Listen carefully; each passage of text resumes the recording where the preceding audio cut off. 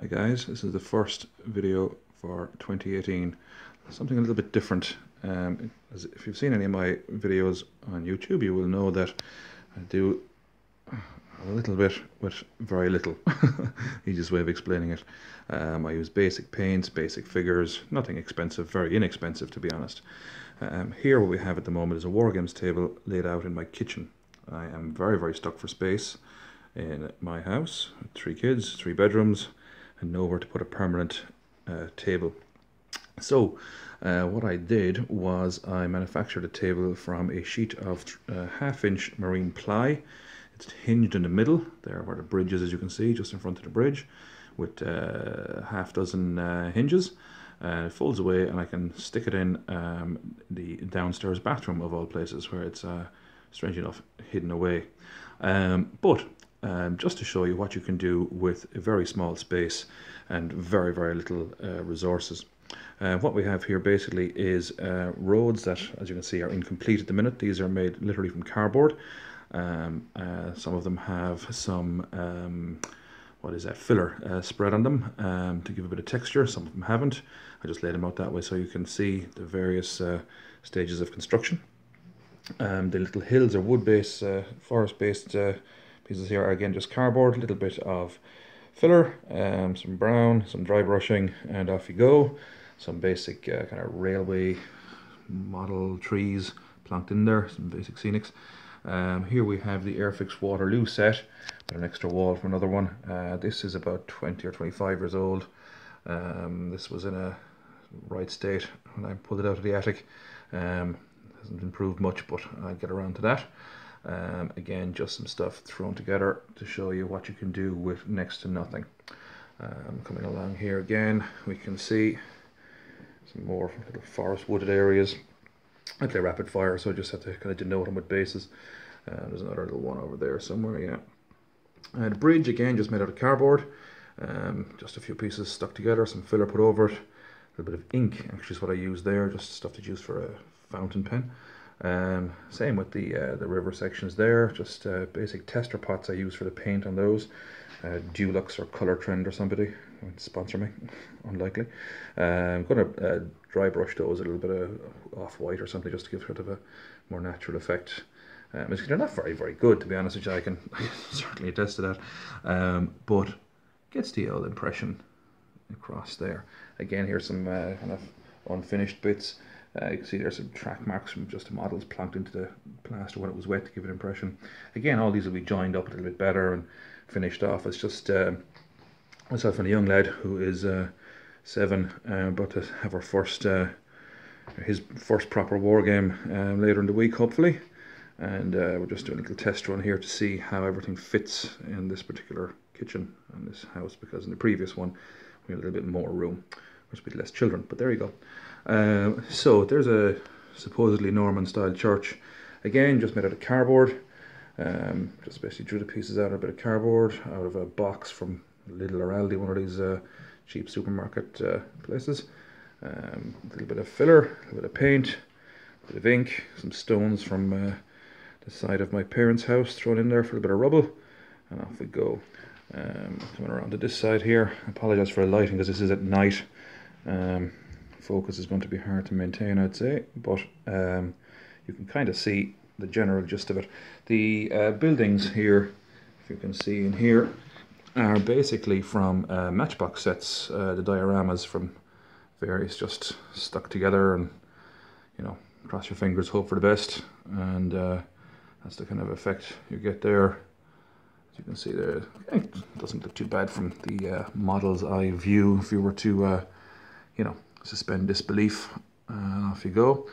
Over here we have, what is that? Oh yeah, that is a little supposed World War I monument that I just threw together using the matchbox figures from the Sharby tank set.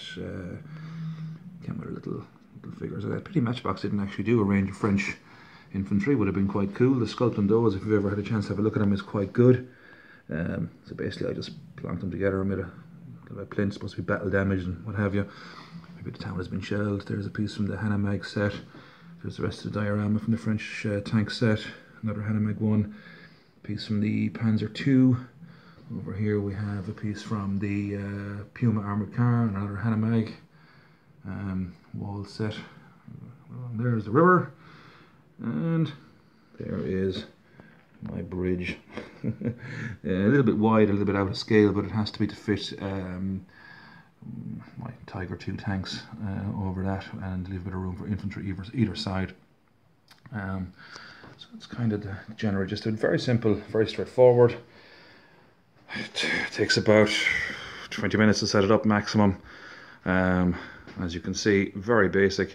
But, you know, I mean, when we were kids, we played on the carpet or in the backyard. And now that we're adults, surely we can still suspend a degree of disbelief and get to it with the figures and the models and all the rest of it. So the interior of the church here. I was actually surprised. I know this probably looks terrible to more accomplished modelers, but I was actually surprised how well that turned out. In fairness, it isn't really the worst. Mightn't look great on camera, but in real life it actually turned out okay, and it's quite solid once the filler goes dry. But you know, it's the general idea. It's supposed to be a bit battle damaged. Sorry about the noise here now. I'm so stuck for space that I'm bashing off kitchen counters. You can see there. You know, almost looks a bit more Warhammery now than Rapidfire, but it'll have to do. So that's sort of the general gist, as we'll say, of that. That took about I don't know how many hours in total, but over about 3 days just waiting for things to dry. Just did a little bit here and there, and you know, it just went together nicely. As basic and as terrible as it looks in comparison to some of the pieces you can purchase. But the whole point of this is that you can do quite a lot with next to nothing. I mean, all these little diorama pieces came with models that I bought, it must be 25 years ago. I don't think any of these are from anything earlier than that. Looking at all the stuff here, as I say, the cardboard, you know, weekly grocery shop, and off you go. You can, a bit of sharp knife and a bit of patience, you can get a lot done. That little building there was it Fujimi or Hasegawa or something. I came with something I can't remember. That's basically it. So, you know, you can, some of the angles are a little bit too extreme. It's more of a right angle, should be more of a curve and what have you. But you know, it's quite easy to do. The whole point of any of the videos I make and put on YouTube are just to show that, look, you can do quite a lot with very little, as I've said already. I mean, none of this has cost me very much, certainly not this decade, other than a couple of the tester pots for paint, which were all of €1 or two, and 2 tubs of filler. I think I spent about €12 in total. The sheet of plywood, which is the base for this, it was probably the most expensive article in the entire tabletop, which I think cost me about €30 thereabouts. I got my long-suffering father to give me a loan of his trailer, stuck it in the back of it into the local B&Q, job done, and out the door. Speaking of doors, the paint for it, which is basically just a satin, glass satin, was it a glass? Might have been a glass. Is basically the colour I was using for my front door, which I painted earlier on this, or last year as it is now, because it's now the 1st of January. So, so summer 2017, my front door was painted in this colour. So if ever you're in Tipperary and you see a green door, yeah, might be me, might not. But you're welcome to knock and come in and have an old chat about wargaming if you wish. So that's basically it, guys. That's myself and the young lad were just setting this up earlier on this evening to see how it would pan out. There's a friend of mine coming around hopefully next week before the young lad goes back to school. In Ireland they won't go back to school after Christmas until the 9th, I think it is, of January, whatever that Monday is next week. And we're hoping to get a game in on Friday of this week. So if we do that, whether it's this week or subsequent to that, we will probably do a little bit of filming and see how we get on. Hopefully lighting will be better. It is unfortunately pitch dark outside because I'm doing this at 11:15 at night. But it's the only time I get a bit of peace and quiet. So when you have 3 kids and you're a single dad, that's the joys of it, eh? But there we go, a little bit of simple model table manufacture, just to show you can do a lot in a small space. I mean, this particular room I'm in is literally, what is it, 17 feet maybe by 14, something like that. It's not particularly large because you have kitchen units and all that in the way. Plus, when you're having a war game, if you're in the kitchen, a situation like this, you want to be able to get a beer out of the fridge, put the kettle on. I won't show you the washing up, which I haven't put away yet.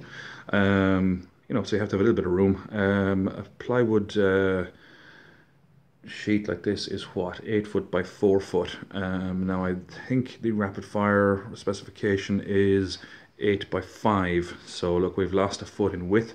But, you know, what can you do? The game we're proposing is just one we're going to cobble together ourselves. There's no particular scenario, but it'll be presumably Germans defending the town, something post D-Day, you know, in around the kind of Falaise Gap kind of time scale. So you're looking at a bridge that'll have to be captured, the body of water that'll have to be crossed. I have a couple of those Buffalo, what are they, LVTs or whatever it's called, I can never remember those. Maybe some commandos and canoes getting across there. There'll probably be some German artillery deployed back here somewhere, maybe a mobile naval Werfer on a 251 or something like that. So the young lad has decided he's going to be the Americans.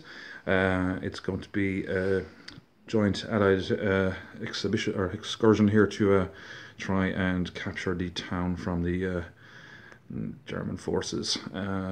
My mate who comes up doing a bit of wargaming now and again normally decides he's going to be the Germans. So, you know, says a lot more about him than it does about me. Although I haven't said that. I like being the Germans from time to time too.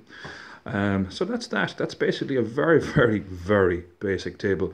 But look, you can do this with, God, just a regular sized kitchen table. I mean, my kitchen table is actually under this, supporting it, and I have a couple of legs which are basically just removable. You can see one there. I'm going to use my big foot to point. There we go. And there's the actual table leg right beside it there. So you can do a lot with very little is the whole point. And your skill level doesn't have to be sublime. I mean, you can see stuff on YouTube which is just outstanding. I mean, it just is ridiculously good. This is not, and I would fully admit it. I don't have the time, the patience, or the resources to commit to manufacturing models that are, you know, lifelike. I've seen some stuff on YouTube that if you took a black and white photograph of it, it would literally, it'd be hard to tell the difference between an actual period live shot and a model, which is brilliant. Those people who have those skills and the time to commit to that and the resources to do so, fair play, you are an inspiration. But I would hope that my humble and feeble attempts actually inspire people like myself who kind of go, God, I could never do that. You know, you really can. I mean, look at this. I mean, that's made out of cardboard. I mean, that's literally, there was, I don't know, broccoli or something in that box, you know, a couple of months ago, and now it somewhat resembles a church. And as I say, a little bit of belief suspension or disbelief suspension, and or either one, and you can do quite a lot. There's lots of tutorials out there on YouTube. I won't be doing one because I'm not that good, but I'll just show you the various stages of construction here. You can see these road pieces aren't finished. There's some of them are nothing done with them yet, but that'll be getting done tomorrow, the day after, and we'll see how it goes. So look, guys, I'll leave it with that. I hope that kind of inspires the less skilled among you like myself. So good night and Happy New Year. Take care. Bye-bye.